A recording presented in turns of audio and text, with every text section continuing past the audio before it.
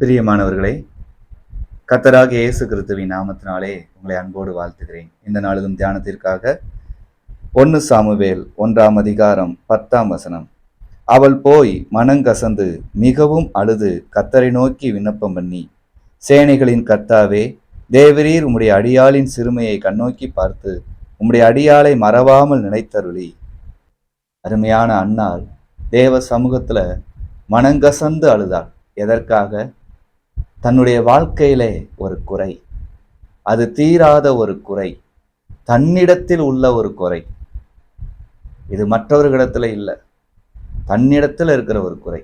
இதை உணர்ந்தால், ஆகவே தேவ சன்னிதானத்தில், மனிதரால் கூடாதது தேவனால் கூடும், ஆகவே தேவ சன்னிதானத்தில் வந்து அழுதாள்.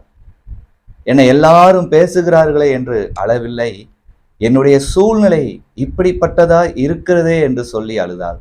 அழுதது மாத்திரம் அல்ல, தேவன் எல்லாவற்றையும் தர வல்லவர் என்று அவரிடத்திலே வேண்டினார். எனக்கு இந்த காரியத்தை அருளி செய்து தாரும், என் சிறுமையை கண்ணோக்கி பார்த்து எனக்கு இந்த காரியத்தை அருளி செய்யும் என்று வேண்டினார்.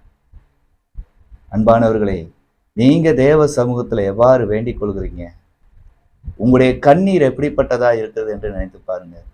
எதற்கெடுத்தாலும் எல்லாரும் என்னை குறை சொல்லுகிறார்கள் என்று அழாதீங்க. குறை சொல்லுகிறவர்களுக்கு ஏதாவது ஒரு சூழ்நிலை இருக்குதா என்பதை பார்த்து அதிலிருந்து விடுதலை பெறும்படியாய் தேவ சமூகத்திலே அழுது தேவனிடத்திலே கேட்டு பெற்றுக்கொள்ளுங்கள்.